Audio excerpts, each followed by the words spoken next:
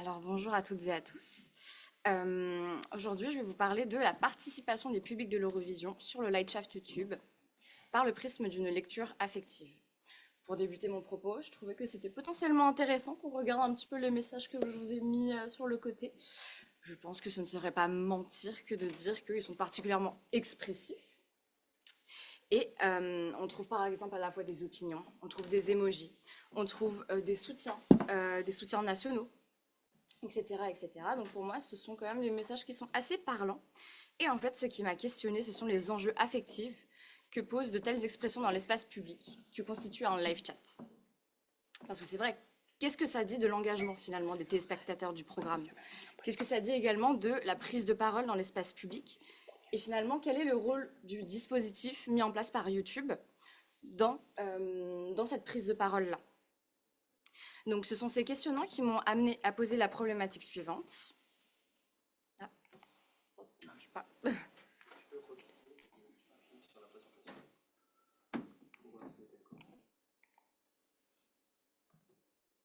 Ah voilà, nickel. Alors, dans quelle mesure la diffusion de l'Eurovision sur YouTube transforme-t-elle l'expérience collective du direct en un dispositif sémiotique, participatif et affectif propre aux plateformes numériques? Pour répondre, on va donc interroger d'abord les transformations de la réception du direct à travers le numérique et les conséquences affectives que ça a sur la participation des utilisateurs, en terminant par les enjeux de reconfiguration d'une certaine relation à l'Eurovision. Pour ma méthodologie, alors j'ai analysé donc le chat de la finale de l'Eurovision 2025 qui a été diffusé sur YouTube le 17 mai 2025 et qui comptabilise à l'heure actuelle plus de 13 millions et demi de vues sur la plateforme. La semaine d'après sa diffusion, il me semble que c'est à peu près 12 millions de vues. Donc, pour vous donner un ordre de grandeur, le chiffre total de l'audience de la France, c'est 5,7 millions. L'Allemagne, c'est un peu plus de 9 millions et un peu plus de 4 millions pour l'Italie. Donc, je pense que ce n'est pas vraiment une audience qui est négligeable pour l'Eurovision parce que c'est plus que la totalité de l'audience de ces différents pays d'Europe.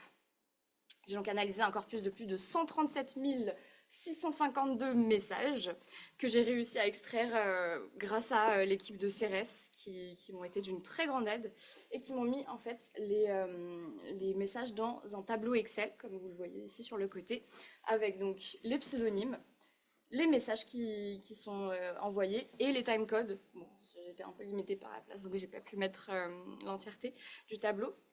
Donc il y avait les timecodes sur le côté. Et l'objectif était vraiment d'observer comment est-ce que les dynamiques affectives se dessinent et sous quelle forme sémiotique, en considérant que le fait de commenter, ça apparente plus à un geste expressif plutôt qu'à un véritable discours, en tout cas selon notre approche par les affects. Pour constater les récurrences, j'ai également utilisé un outil qui s'appelle Voyant Tools. J'ai pas réussi à maîtriser Iramutech, qui est quand même particulièrement difficile. Donc ça m'a permis de comptabiliser les récurrences de pas mal de mots pour déterminer leur présence et leur importance en fait dans le contexte de l'Eurovision. Par contre, je pense que, je ne sais pas si ça se voit vraiment, mais j'ai eu un souci avec le fait que, étant donné que c'est pas moi qui ai extrait le corpus et que, en fait, j'ai pas eu vraiment la main sur la façon de l'extraire, et je sais pas si vraiment c'est faisable en réalité, les emojis ne ressortent pas en tant que emoji, mais ressortent en tant que mots. Donc, ça a été retranscrit en tant que texte, mais tout sauf les drapeaux. Et après, l'avantage, c'est que Voyant Tools n'analyse que les mots. Donc, c'était à la fois un avantage, mais aussi un inconvénient d'avoir tout qui était retranscrit en texte. Mais j'ai trouvé que fondamentalement, ça ne changeait pas grand-chose au résultat de mon analyse, étant donné que j'analyse en fait les emojis et les drapeaux par leur présence en tant que telle et non pas de façon rigoureuse ou vraiment statistique. Commençons. Alors, je pense que, bon, je commence par rappeler quand même que traditionnellement, depuis les années 50, le concours de l'Eurovision repose sur une temporalité commune et particulièrement forte en raison de sa diffusion à la télévision traditionnelle. Donc la même performance est diffusée simultanément à l'échelle internationale, ce qui synchronise en fait les regards et les expériences des téléspectateurs. Dans ce cadre-là, Le public adopte une posture majoritairement passive, que l'on peut considérer comme relativement prévisible si on s'appuie sur les travaux de Henry Jenkins. Et les réactions sont en grande partie orientées et encadrées par le discours des commentateurs. Par exemple, en 2025, c'était, il me semble, Laurence Boccolini et Stéphane Bern qui ont assuré ce rôle. Et c'est un véritable rôle de médiation et de cadrage interprétatif, parce qu'il représente en quelque sorte, on va dire, la voix des téléspectateurs. Et dans cette situation, on peut dire qu'il y a deux temporalités principales qui existent. Donc, d'une part, la temporalité du direct télévisé, qui structure l'expérience collective, et d'autre part, la temporalité du direct télévisé, la temporalité personnelle, qui est certes corrélée à la première, mais qui permet certaines formes de réactions individuelles. Par exemple, lorsqu'on est devant sa télé, on a envie de commenter à voix haute, on a envie d'aller voter, on a envie de réagir à ce qui se passe. Mais néanmoins, les possibilités de participation, elles restent quand même limitées et encadrées. La seule façon de participer, c'est potentiellement le vote à la télévision. Et en fait, cette configuration, elle va se transformer de manière assez significative lorsque la diffusion s'opère via YouTube. Évidemment, moi, je ne m'intéresse que au public qui participe au chat et pas vraiment à ceux qui regardent YouTube comme s'ils regardaient la télévision de façon assez passive. Et bien que le flux reste simultané, la réception est quand même fragmentée du fait des fonctionnalités de la plateforme. Je m'explique. On est devant son ordinateur, on a le direct d'un côté, on a le chat qui ne fait que défiler. On a envie potentiellement de participer, on a envie de commenter, on a envie par exemple d'ajuster les paramètres, on a envie peut-être de naviguer sur la plateforme pour voir les contenus annexes. Et toutes ces actions vont venir concurrencer et surtout se diviser l'attention qui est portée au contenu principal. En tant que téléspectateur, on est alors immergé dans un environnement sémiotique qui est complexe et surtout saturé et qui sursollicite l'attention de façon simultanée. Et ça implique évidemment un effort constant de concentration pour ne pas se laisser détourner. Et donc dans ce contexte, la réception de l'Eurovision, elle se reconfigure autour de plusieurs temporalités distinctes. Pour la télévision, il y en avait deux principales. Ici, on va retrouver donc la temporalité du direct, qui est toujours présente, qui représente la diffusion simultanée du programme, mais il y a aussi une temporalité personnelle qui est renforcée. La temporalité dans laquelle on va choisir activement de porter attention ou pas, à quel moment, quelle que soit la performance, le chat ou d'autres fonctionnalités. Et je vois une troisième temporalité qui apparaît, qui est celle des commentaires. Parce que le live chat constitue un flux en direct et continu, et qui est très rapide, pouvant être parfois décorrélés de ce qui est en train de diffuser à l'écran, mais ça on en reparlera plus tard. Donc en fait, l'ensemble de ces paramètres transforme profondément les modalités de réception, où on passe d'un public principalement lecteur, qui reçoit et interprète, à un public participant, engagé dans plusieurs interactions différentes. Mais je pense qu'il est important quand même de garder à l'esprit que le direct télévisé conserve quand même un rôle structurant. C'est le point d'ancrage à partir duquel on va construire les significations malgré l'environnement fragmenté. C'est le prétexte en tant que tel. S'il n'y a pas le direct télévisé, il n'y a pas tous ces commentaires, il n'y a pas de participation. Mais donc on assiste quand même à une transformation des modalités de réception, et c'est une transformation qui est due au dispositif de diffusion instauré par YouTube. Maintenant que ces éléments sont posés, on va parler du second aspect fondamental de cette réception sur YouTube, ce que l'on peut qualifier, on va dire, de performance affective. Pour vous donner un ordre d'idée, 137 652 messages qui ont été envoyés pendant 4 heures et 11 minutes de diffusion en direct. En moyenne, ça représente 548 commentaires par minute et surtout plus de 9 messages par seconde, presque 10.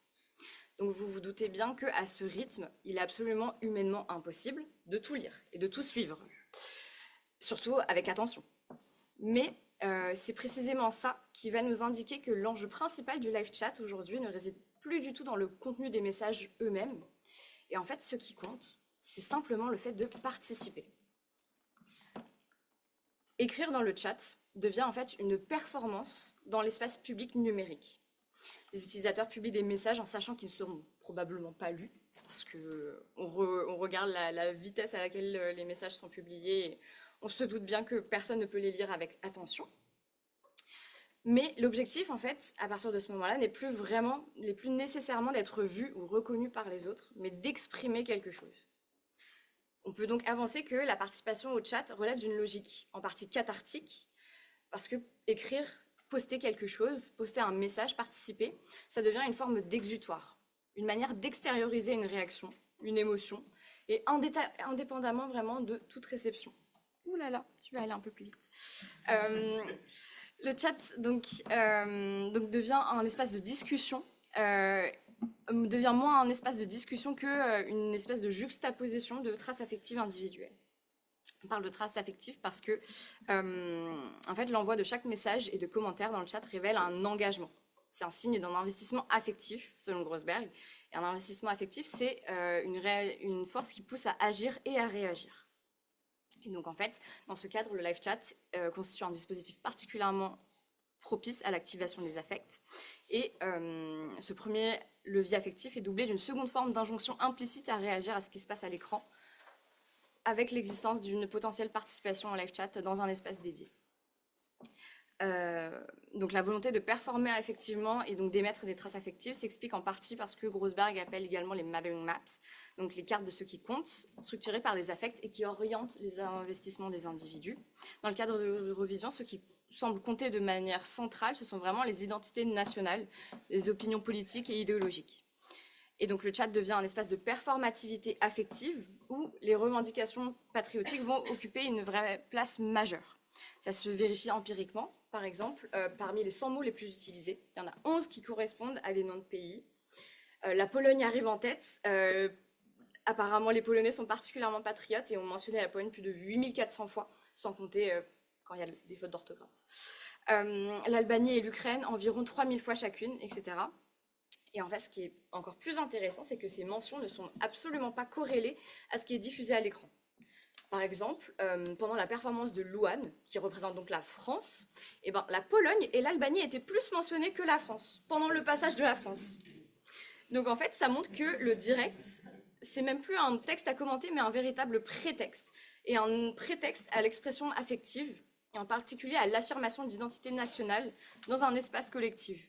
Donc l'Eurovision agit donc comme un déclencheur et un point de cristallisation des affects, où les investissements des publics se déploient selon leur propre référentiel symbolique, indépendamment finalement des performances musicales. On a également une surreprésentation très nette des affects non-verbaux. Là, c'est un peu caché, mais en fait, le cœur bleu, c'est donc l'emoji le plus utilisé. C'est très, très utilisé par exemple, les populations des Balkans, des Baltiques. Je ne sais plus comment tu parles. Les Estoniens, par exemple, ils utilisent énormément de cœurs bleus. Et donc, il y a plus de 23 000 occurrences, rien que le cœur bleu, et ensuite c'est le cœur rouge avec 21 000 occurrences. Donc en fait, ça témoigne vraiment aussi d'une forte présence de la sémiotique affective, où ici les émotions et les attachements passent par des signes très simples et immédiatement reconnaissables.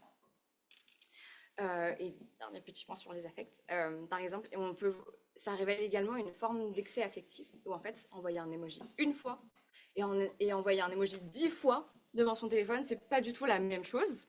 Donc ça implique une intensification du geste et donc de l'investissement également. Donc au final, le live chat apparaît moins comme un espace de communication que comme un espace d'intensification et de mise en scène des affects, où chaque utilisateur vient inscrire de manière répétée, mais fugace, les traces de ce qui compte pour lui. Enfin, j'essaie de faire vite, désolée. Je voulais montrer comment est-ce que ces observations en fait amènent à repenser une véritable reconfiguration du rapport à l'Eurovision, parce que l'approche par les affects permet de comprendre qu'ils occupent une place centrale dans les pratiques de réception et de participation, en particulier donc sur les plateformes numériques. Parce que ce type d'environnement digital favorise un investissement marqué par une forme d'excès et entraîne une transformation importante de la valeur accordée à l'expression discursive. Ce qui fait la valeur d'un message, maintenant, ce n'est plus sa profondeur ou sa construction argumentative, mais c'est l'intensité de sa manifestation. On le constate par exemple dans la forme des messages. Ils sont très courts, souvent quelques mots, beaucoup d'émojis et des répétitions de lettres. Et on trouve très peu de phrases complètes, ponctuées et structurées. Donc ces formes, bref, suggèrent une expression affective immédiate et peu réflexive, qui s'apparente davantage à un geste affectif qu'à une véritable prise de parole. Et donc, dans ce contexte, le chat de l'Eurovision tend à devenir un espace profondément symbolique, et YouTube lui confère une dimension d'arène mondiale. Ce que la télévision ne peut pas permettre en ces mêmes termes, parce que en proposant un contenu simultané dans des cadres de réception individualisés. Alors qu'ici, on a une arène que tout le monde partage, des personnes du monde entier peuvent regarder et peuvent commenter. Donc c'est un espace commun où on est réunis dans un même espace d'interaction. Ils communiquent à travers un langage affectif en partie commun, notamment via les emojis. Mais du coup, c'est une coprésence qui est quand même assez fragmentée par rapport aux identités nationales qui sont souvent revendiquées et qui est vraiment omniprésente. Donc, il est intéressant aussi de noter que l'anglais est majoritairement utilisé, ce qui montre quand même une certaine conscience de participer à un espace international. Et dans cette perspective, en fait, la plateforme YouTube ne se limite pas à un simple rôle de diffusion. Elle agit comme un dispositif structurant qui oriente les pratiques des utilisateurs. Par ses fonctionnalités comme le live chat, les raccourcis, les emojis, en fait, elle cadre les différentes formes d'expression possibles et favorise des modes de participation qui sont rapides, visuels et affectifs, en accord avec les codes sémiotiques propres aux environnements numériques. Pour conclure rapidement, je dirais que l'Eurovision apparaît comme aujourd'hui un objet finalement saturé d'affects, de symboles nationaux et d'enjeux politiques. Sa diffusion sur YouTube transforme profondément l'expérience du direct en faisant un espace de performance affective, de revendication idéologique et de coprésence transnationale.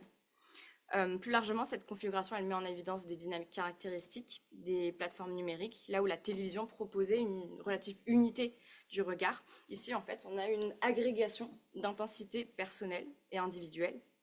Donc, on passe d'un modèle fondé sur la synchronisation des regards à un espace commun d'expression affective, où chacun investit l'événement selon ses propres repères identitaires.